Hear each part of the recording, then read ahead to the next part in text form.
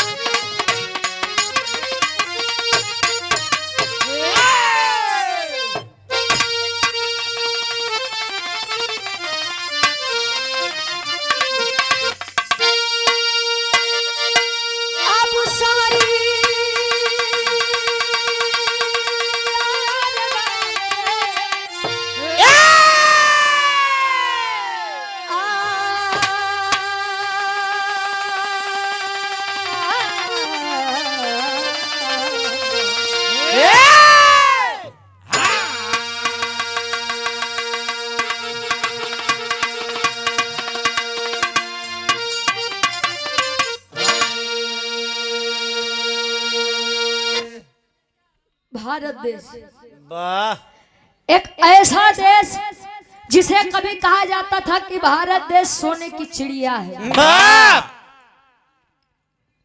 ये बीती बातें थी गुरुजी। यहाँ इतिहास पढ़ाया कुछ गया और बताया कुछ जाता है और कहानी सामने कुछ और आती है।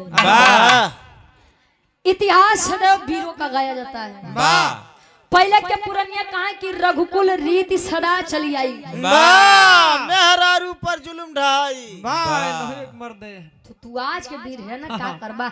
वैसे मेहरारू के ऊपर बड़ा जुल्म भरे का गुरुजी। क्या करे ऊपर हो सीता के देख ले। अच्छा उनके ऊपर नहीं भरोसा होता। सुपर्णखा के देख ले। अच्छा उन्होंने से नहीं भरोसा होता। न विश्वास तारा से पूछ ले। वो कह रही हो बालिक मेहरारू रही कुल मेहरारू का विपद नहीं डब्लू गुरुजी हमरे समझ भाई कर बा पहले मेहरारू जनगणना करत रहे। लोग कहते हैं कि हर घर में वीर पैदा नहीं होते तो यह भी सत्य है कि हर माँ वीर पैदा भी नहीं करती है।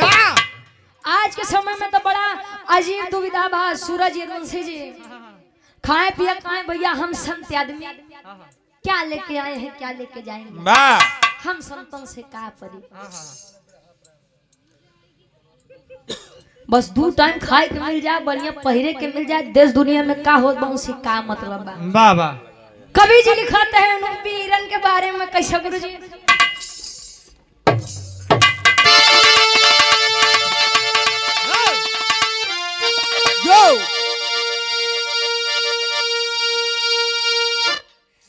अरे तो अरे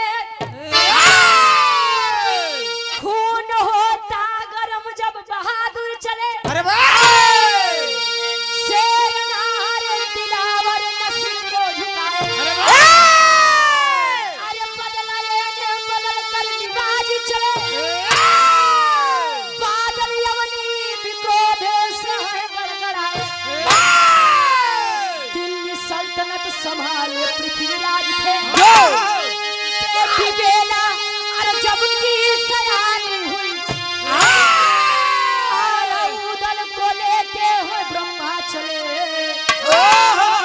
अरे जवानी जंग में हुई पानी हुई।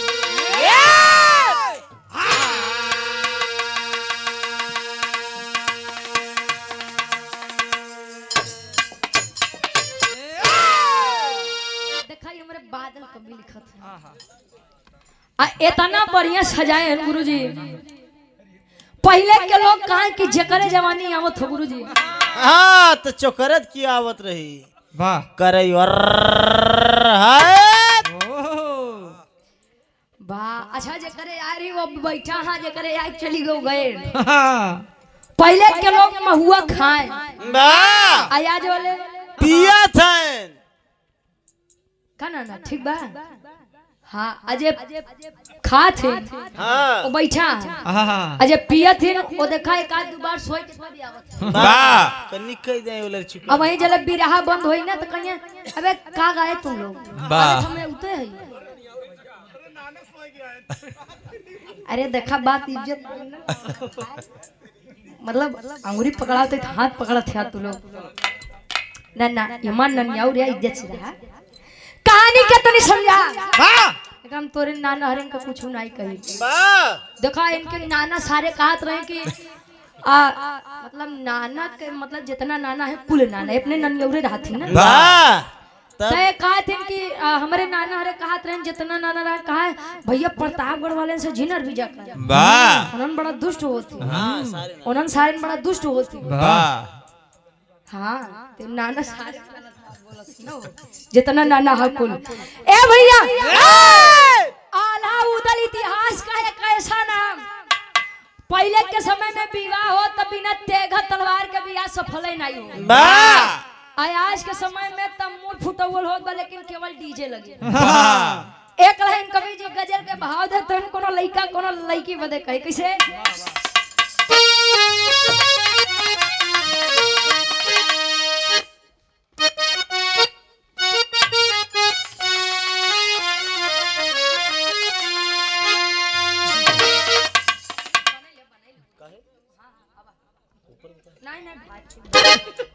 क्या बात है 100 रुपये दो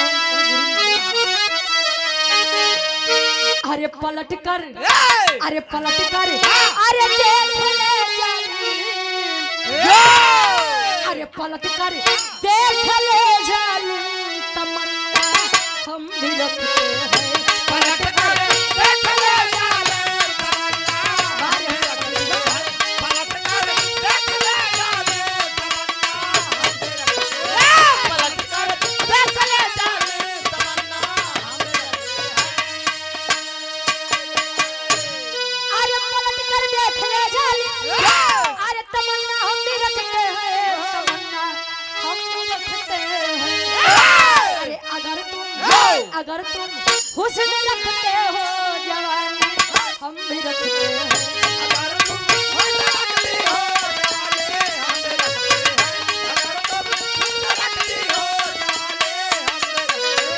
अगर तुम रखती हो जाने हम रखते हैं कहे पलट कर देख ले जाना मेरे के हो नानी आवत है ले दा आई बिल्कुल और सम्मानित पूजनाई जागत रही वो केवल इंतजार करत हैं कब सूरज दुन से बैठे कल मानती में खड़ी हो बाल कुल तो पैसा ज्यादा हमारा ऐसा काट दिया तू भाई और सम्मानित पूजनी हमारे गार्जियन जी ये हमारी नानी जी ये हमारी बहन है हमारे मामा की लड़की बहन वाह ए यार बजे ये पूजनीय हमारी नानी जी के द्वारा ये 200 रुपए का सम्मान बहुत बहुत धन्यवाद आशीर्वाद के चारे के मुझे अपनी कलम में कामयाब रहे तू उधारी जोड़ ला तो अगली बार दिवा देवा वाह जब मंदिर पाया कहानी कवि जी लिखा है पीरन खातिर एक लाइन कैसे गुरुजी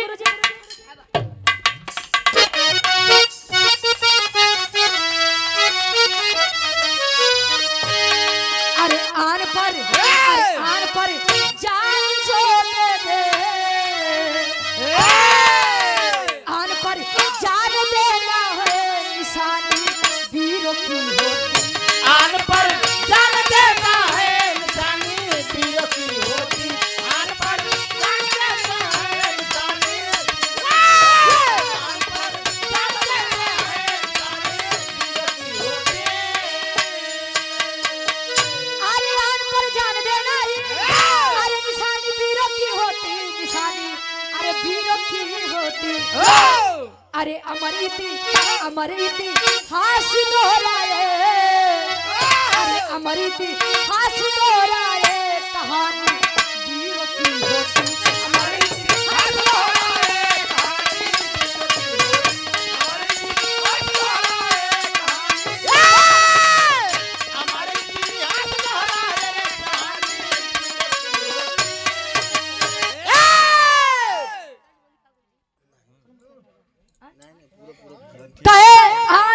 जान देना ही निशानी वीरों की होती। वीर सदैव सामने से वार करते हैं, ना कि पीछे से वार करें। पीछे जे वार करत हो गुरुजी। तो भड़िया कहती वाह बहादुर, ढेर जानकार है। कहानी का शुरुआत कवि जी लेते हैं जौहरी छंद से। कैसे?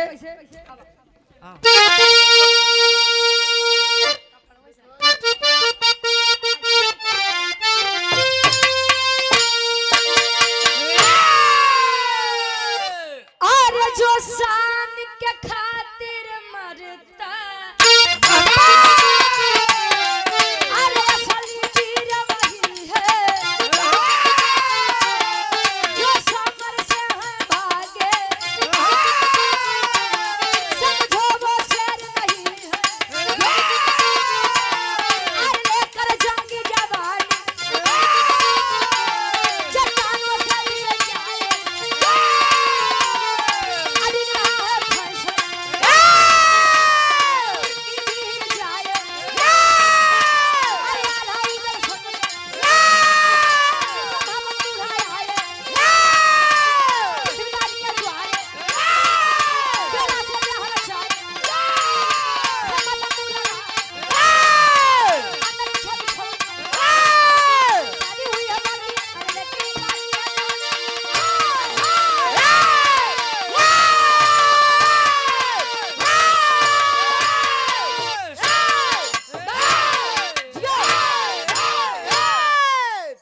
बा भैया नहीं वो हमार ढोल क्या बढ़िया बा।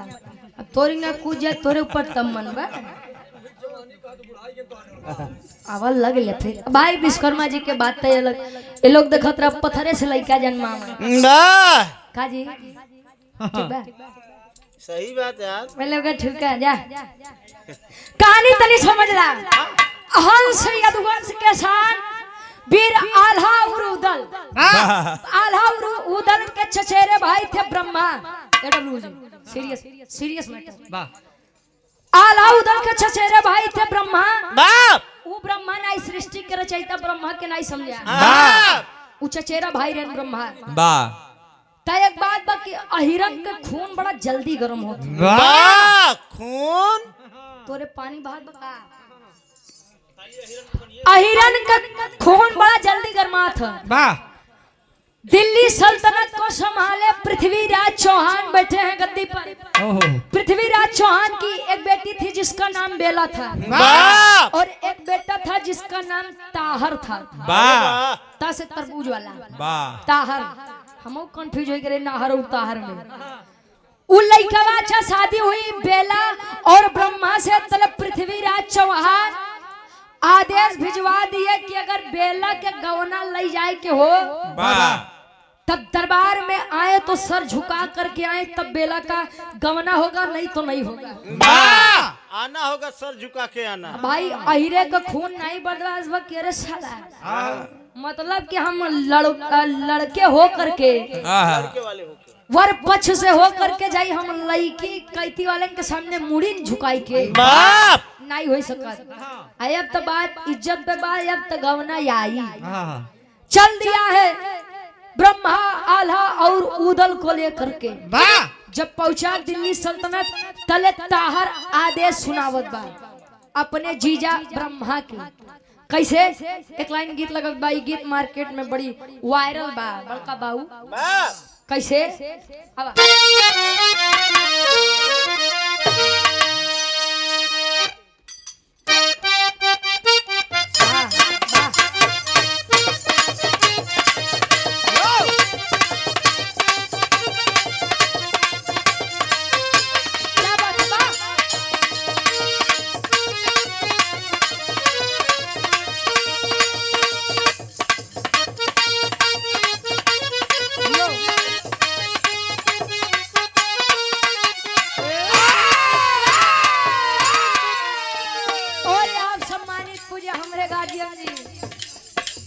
आप हमारे मामा जी रखहा गनैडी प्रतापगढ़ एजेंसी जी हमार ननिया रखहा बा। रखहा ये हमारे मामी घर बा। तोरे मामी के नहीं है रे। हाँ नाना घर हमारे रखहा गनैडी बा। एक बार बाहर चला गा भाई कोई दिखाई पड़ता होगा का मन ननिया का बा हाँ रखा वाले राख नहीं रखा वाले हाँ रखवा लेती सू समय लौटा देती। अरे वाह सम्मानित हमारे गार्जियन जी आप संजय यादव हमारे मामा जी पेशकार दीवानी न्यायालय प्रतापगढ़ से 500 रुपए का सम्मान बहुत बहुत धन्यवाद आशीर्वाद के सारी कीमत से अपनी कला में कामयाब रहे।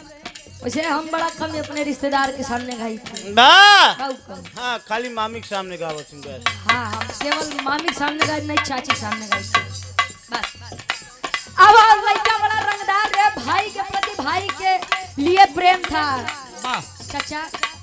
पहले के समय में भय हरा होते थे वाह मंजीत भैया पहले के समय में भय हरा रहा है यानी भय को हरने वाला वाह आज के समय में कहीं और भय कर रहा है वाह यानी भय को पैदा करने वाला। वाह हम तो कही थी भाई भाई होए तो कुंभकर्ण जैसा हो। वाह जानता था कि मेरे भैया गलत है अधर्म की राह पर चल रहे हैं लेकिन फिर भी भाई के लिए मर मिट गया लेकिन रास्ता नहीं परिवर्तित किया। वाह बाहर छिपे रावण को सब खोजते हैं घर में छुपे विभीषण को खोज लीजिए विनाश होगा ही। घर का भेदी लंका ढाई वाह कब चले भैया होशियार है। ओ भाई के प्रति भाई का प्रेम था भाई का कहे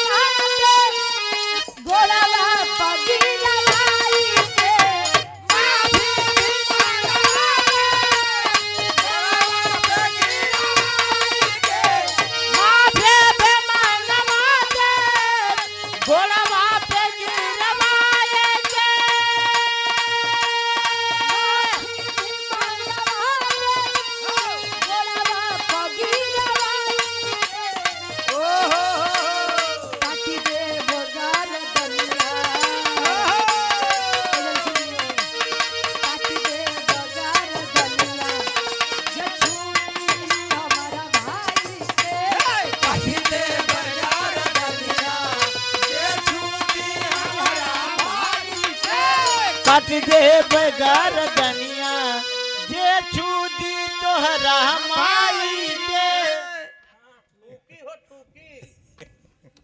मतलब हमरे मम्मी अवरे आए कि तू यार माई जे छू दी हमारा भाई के वाह हम का सोची तोहरा माई की से एक बात बा हमरे मम्मी के देवरे में सबसे लायक देवरे नहीं है वाह अजब से ये हमारे पापा टेंशन फ्री हुई है। हाँ हाँ भाई अब जे हमारे माई के देखे तले ऊपर गर्दन कटी है तो बढ़िया ये तो लक्ष्मण जी का फेल करत है। वाह ला 100 रुपया तो भाई दे देम अपने गुरुजी के बड़ा मेहनत करत है। वाह अब का गुरुजी कवि जी लिखा है तर से बढ़िया फर्ज बा ताहर के कैसे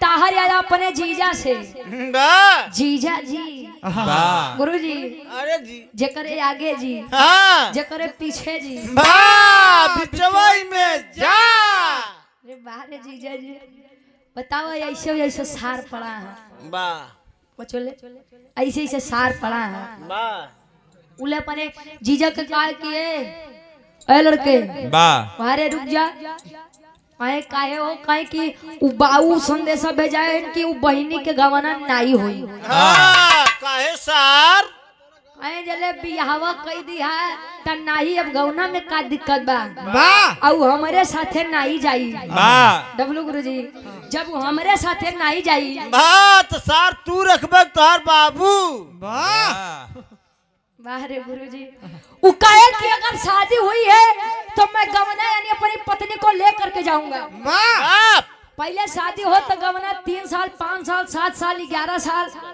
13 साल 15 साल बाद जाए जितेंद्र भैया। वाह तो जब गवना के दिन पड़े तो दुल्ही बेचारी डराए कि पता न हमका सास ससुर कैसे मिली है, हमार दुल्हा कैसे मिली, वाह मां जेठाऊ कैसे मिली जेठाऊ तो बड़ी आय अच्छा आज के समय में जब बियाह होता है जितेंद्र भैया तले सास ससुर डराते पता न हमको पतो कैसे मिली, पता न महीने 2 महीने रहा दे कि बेटवा सा लगाए दे वाह और उनसे ज्यादा तक भैया लोग डराते पता न महीने 2 महीने जिए दे कि नीला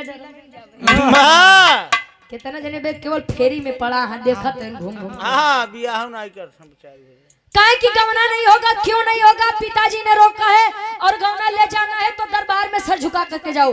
वाह तो वीर वो होते हैं जो शान के लिए मर मिट जाए लेकिन झूठी शान के लिए नहीं जिए। मैंने पूरी रामायण देखा है और रामायण के लास्ट में मुझे रावण का एक डायलॉग बड़ा पसंद आता है। वाह कहीं जो कायर होते हैं जो डरते हैं वो जिंदगी में पता नहीं कितनी बार मरते हैं वाह और जो निडर होते हैं वो केवल एक बार मरते हैं। वाह रावण जिस शान के साथ जिया है उसी शान के साथ मरेगा। वाह ये हमको पूरी रामायण में बड़ी अच्छी बात लगी। गुरुजी हां जब गमना खातिर मना होत बा तले ब्रह्मा कहत बा कि आवा सार आवा पहले तूही से हो जाए तले बहिनी तक जाए वाह आवा वाह बहन तो हाथ ले जा सार होत का एक लाइन गीत लगत भाई हमरे काकी दादी वाली कैसे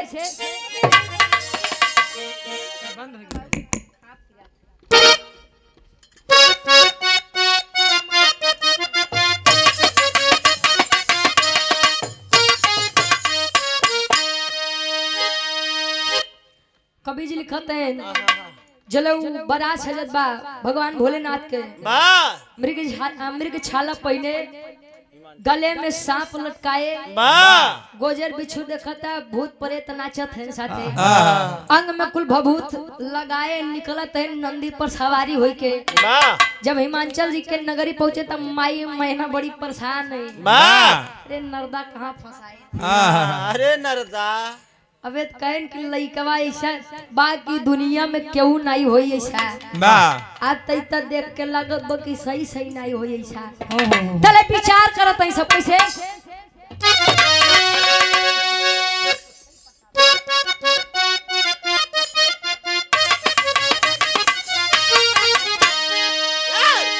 अरे ऐसा बारतिया ना देखे अभी तक दिया करे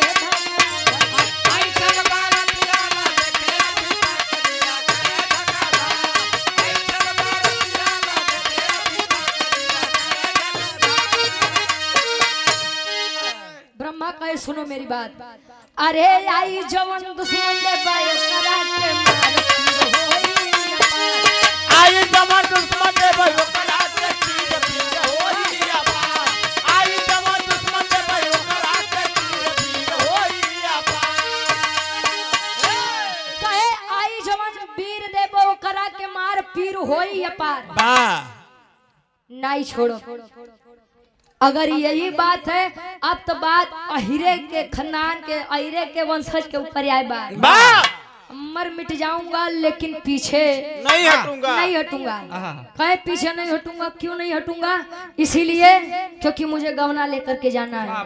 अब हर बेचारी बेला भी तैयार सज धज के बैठी बा हमार राजा आवत हुई हमार सैया आवत हुई हमार पोपो आवत तले आमने सामने ब्रह्मा यानी ताहर का जीजा और एक तरफ ताहर यानी ब्रह्मा का साला आमने सामने पड़ते ना तले होत का टेरी के भाव लगत बा।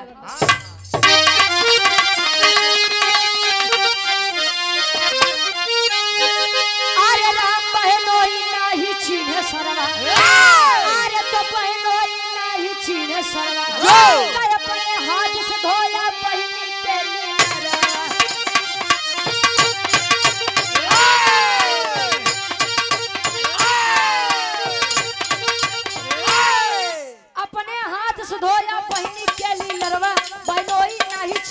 मतलब इतना चूतिया पड़ा रहे कि बतावा बाऊ ओकर काहे कि गवना नहीं होए कम से कम हो तो समझाई सकते ही रहा वाह जन हमका लागत गुरुजी अगर सबसे ज्यादा दिमागदार आदमी रहत हुए हैं वाह तई अपने कलयुग में आए हाँ नहीं तो क्यों गवना बड़े मर मिट जाए तो क्यों देश बड़े मर मिट जाए वाह ऐसे मेहरारू बदे ज्यादा मरत रहे ना बहनोई साले को चीने और ना ही साला अपने जीजा को चीने धोखा हुआ है। अब उ ताहर सोचत बा कि ऐसे तैसी नहीं जीतब गुरुजी ऐसे तैसी नहीं जीतब। अच्छा गीता में भी लिखा गया है कहीं कहीं मारे वीर तो कहीं कहीं हाँ मरवाए वीर कहे कहीं कहीं मारे वीर तो कहीं कहीं भागे वीर। जहाँ बल ना काम करे वहाँ छल का इस्तेमाल करिए। हाँ नहीं तो कुल तोरी की नहीं हो नहीं तो गांधी जी जैसा हो एक हाथ के मारे गाल दूसरा आगे कह दे जमाना ही बगुरु जी तो एक हाथ के मारत बा तू ओके 10 हाथ मारा वाह तले तो तहाई दुनिया में ठिकान में नहीं तो जैसा जैसा हाथ मारी हाँ ई जमाना बा।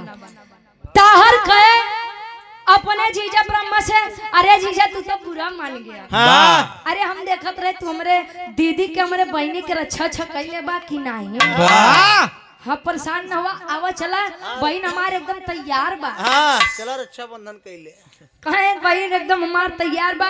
अच्छा लेकर चला है ब्रह्मा को आला उदल अपने काम में लगे और वहीं पर धोखा किया है ताहर धोखे से अपने बहन के सुहाग ब्रह्मा को खंजर चुभा करके जब जान लिया आय हाय गुरुजी संसार में कोई किसी का हो चाहे मत हो नारियों का अगर इस संसार में कुछ है तो केवल और केवल उसका पति है। जौन माई बाबू कहा थी ना कि बिटिया जात यहाँ जा ढेर दिक्कत हो तो तहार माई बाबू जियत है बस झगड़ा लड़ाई के 2 महीना आए के अपने माई बाबू घरे रहा तले माई बाबू कहिए रे तने निक हो तू तो तहार ससुरे ठिकान लाग बता रहे पिछवा के आई है। अच्छा एक बात यह भी है गुरुजी कि शादीशुदा लड़कों की जिंदगी बर्बाद करने में सबसे बड़ा हाथ किसका होता है जानते हैं? किसका?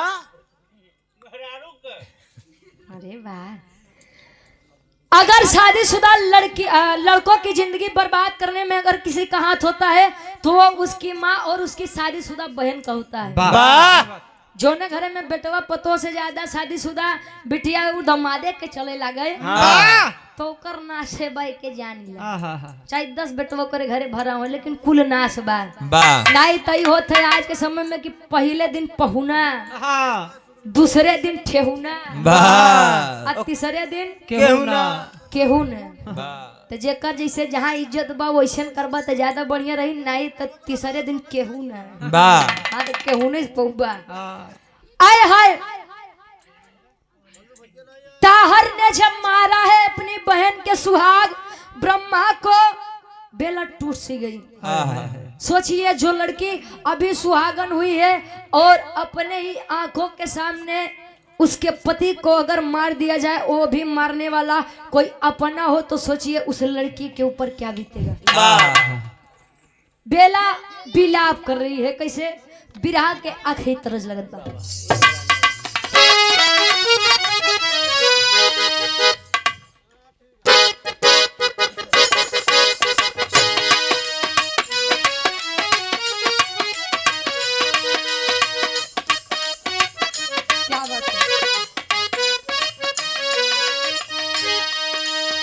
प्रेमी प्रेमिका के बाद बात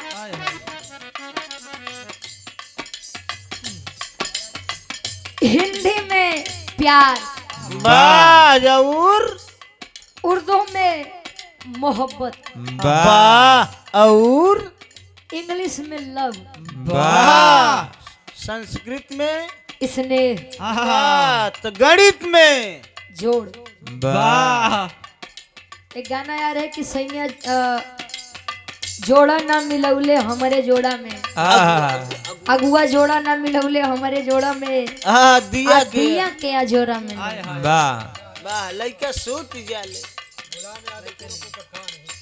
मुलायम यादव जी इसी ग्राम से 100 रुपया बहुत बहुत धन्यवाद। पूरनपुर पटखान के 500 में से बहुत बहुत धन्यवाद आशीर्वाद के चाह रहे मुलायम तो उ लड़का लड़की में बड़ा अटूट प्रेम रहे। और प्रेम आज के समय में मिल जाए तो बहुत खुशी की बात है। लड़का कहे तुम्हें दिल से कैसे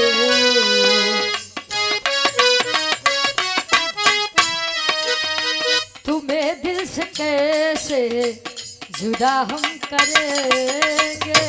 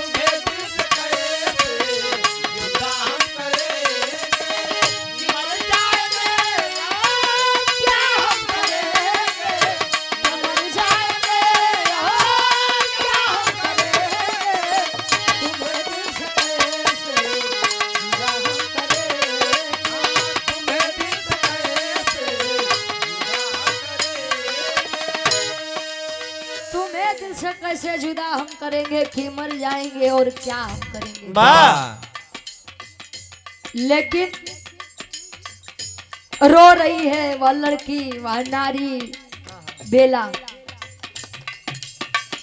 और एक लड़की हो चाहे लड़का हो, जीवन में अपने पसंदीदा इंसान को खोना ये मरने के बराबर होता है।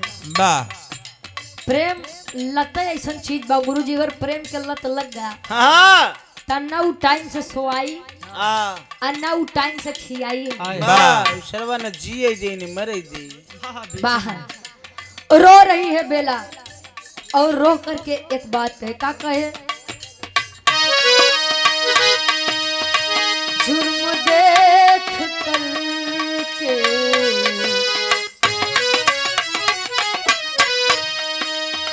जुर्म देख करके बहन रो रही है।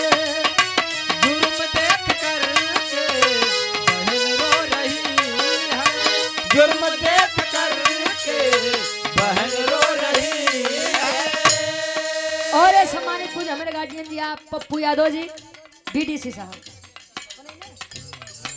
फिर से हमारे गार्जियन जी के द्वारा यह 200 रुपए का सम्मान, बहुत बहुत धन्यवाद। आशीर्वाद के चाह रही, आशीर्वाद के चाह रही, कहे जुर्म देख करके बहन रो रही है। भाई की वजह से पति खो रही है। भाई की वजह से पति खो रही है। जुर्म देख करके बहन रो रही है। जुर्म देख करके बहन रो रही है। जुर्म देख करके बहन रो रही है। कहे जुर्म देख करके बहन रो रही है, भाई की वजह से पति खो रही है। मुलायम यादव जी, विनय के मौसिया, अच्छा मुलायम के मौसिया विनय यादव।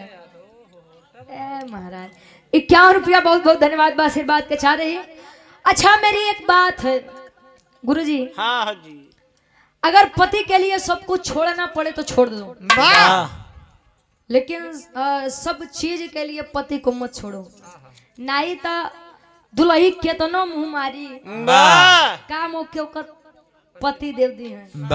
अब मन से दू केतनो बहरे मुंह मारी काम ओकर ओकर मेहर रुए दे, जो शादीशुदा घरे में लिया क्या बा के केतनो सोचे कि हम ओकरे मेहरारू से बढ़ के इनके जिंदगी में मैटर करत है तो कदापि नहीं। काहे कि कौनो भी काम देख ला गुरुजी, क्यों के मजाल बा कि प्रेमिका के लाई के ऊपर बैठा दे, नहीं बैठाई। इसीलिए रिश्ते अगर बनाना है तो ढंग से बनाइए और नहीं बनाना है तो चले जाइए, छोड़ दीजिए, कोई दिक्कत नहीं। जाइए। रो रही है बेला कि आखिर मेरे सुहाग को छीन करके आप लोगों को क्या मिला। मेरा पति आप लोगों के सामने झुका नहीं, क्या ये उसका गुनाह था? आहा अपने मान सम्मान के लिए लड़ गया, क्या वो उसका गुनाह था? बाप या मेरी शादी एक वीर योद्धा से हुई थी, ये उनका गुनाह था? वाह रो रही है लेकिन बेला कमजोर नहीं हुई।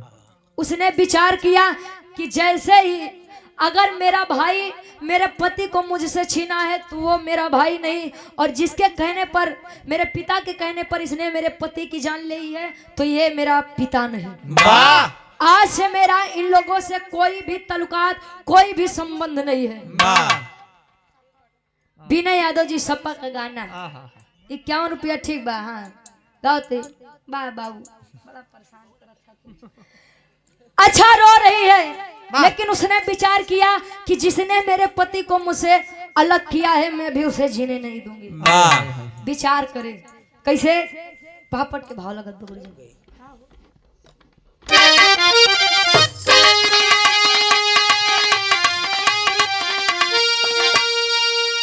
अरे बेला बनी है दुर्गा, ले तलवार वार हम करबे हो।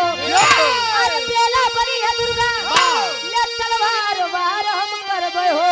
ता जिसने छीना मांगी कैसे तलवार हम करबे हो। जिसने छीना मांगी कैसे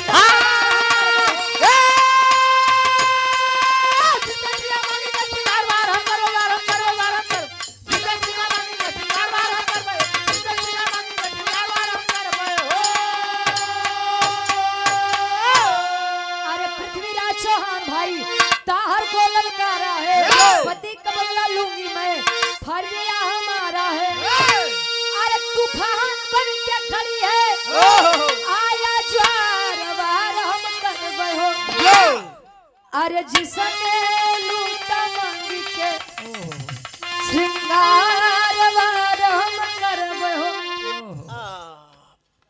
सोच रही है कि जिसने मेरे पति को मुझसे छीना है नहीं छोड़ूंगी। बाप मैं टूट भले सकती हूँ, मैं रो भले सकती हूँ लेकिन कमजोर नहीं पड़ सकती। वाह ये होता है एक पतिव्रता नारी का फर्ज। अरे वाह, नहीं तो आज के समय में तू नहीं तो दूसर के हो, दूसर नहीं तो तीसर के हो। वाह आओ सनम जाओ सनम हो जाएंगे। एक गाना है कि दुनिया है मेरे पीछे लेकिन मैं तेरे पीछे। वाह दुनिया आगे न पीछे बा, उनके पीछे पता लग क्यों क्यों पीछे लगा। विचार की है बेला और निकाल करके तलवार खड़ी है और खून की प्यासी है अपने भाई ताहर के लिए। वाह कूदी है भी सभा में। ताहर कुछ समझ पाता इसके पहले ही बेला की तलवार चली और ताहर का सर धड़ से अलग हुआ। वाह अपने भाई को अपने पति के लिए वह लड़की मारी है और उसने कहा कि मैं एक वीर पुरुष की विधवा बन करके रह लूंगी लेकिन ना मर्द का हाथ नहीं थामूंगी। आई दुनिया बड़ी जालिम बा गुरुजी। हिया जले कमात रहा तले लोग सलामी करिए और जने दिन कमा बंद कर देबा या दुल्हा इस दुनिया को छोड़कर चल दिया तो ये दिन 10 रुपया तुम्हें दे बदे लोग परेशान हुए कि अरे यार 10 दे तो पता नहीं 5 लौटाई कि नहीं लौटाई। वह लड़की है, बेला है, एक अबला नारी है, कमजोर नहीं पड़ना चाहती थी, इसलिए उसने विचार किया कि मैंने अपने पति के हत्यारे को मारा है और अब मैं भी नहीं जीऊंगी। चलिए अपने पति की लाश के साथ सती होने के लिए। और इस बात का प्रमाण है, का प्रमाण बगुरु? आखिरी भाव, खड़ी के भाव।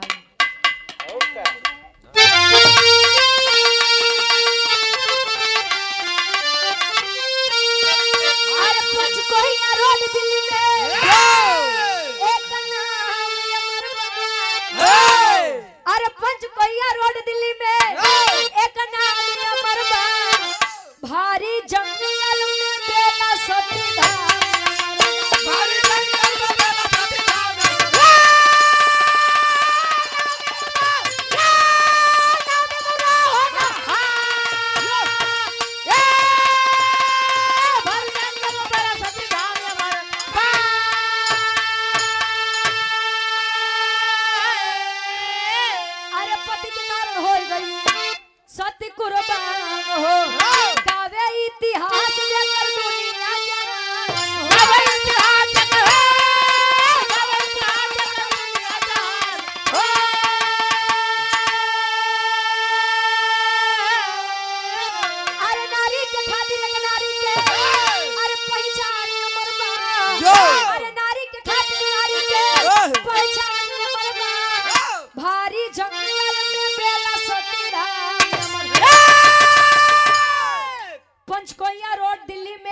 नाम अमर बात, भारी जंगल में बेला सती धाम अमर बात। वाह चली है वह लड़की बेला अपने पति की लाश के साथ सती होने के लिए।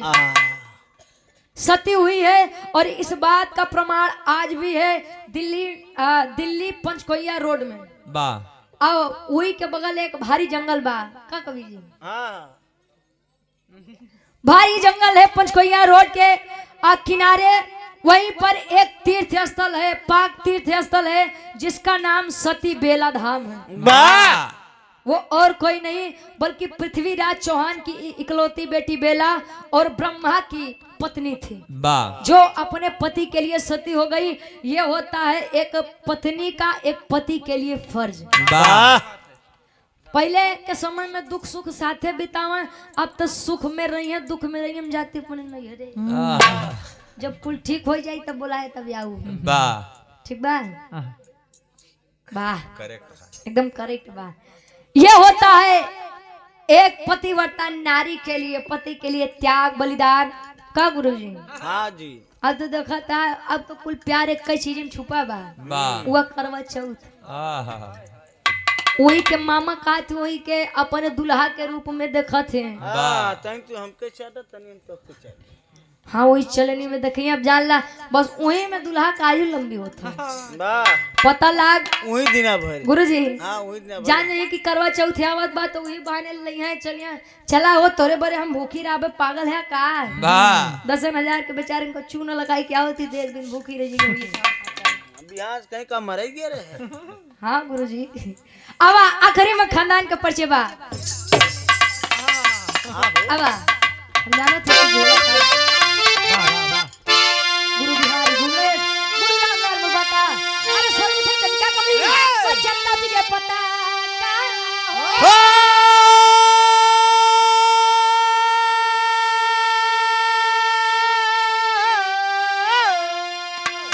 नोई नाही चीने सरवा गावे रुचि न दोयम तोने सहारा अनोई नाही चीने गावे रुचि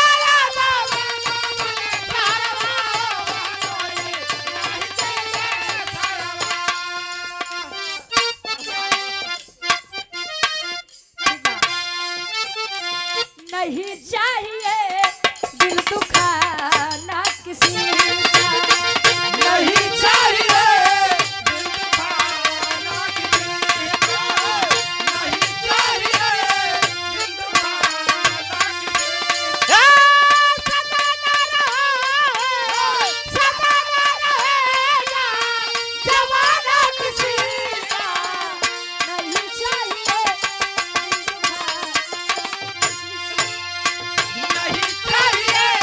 दिल दुखाना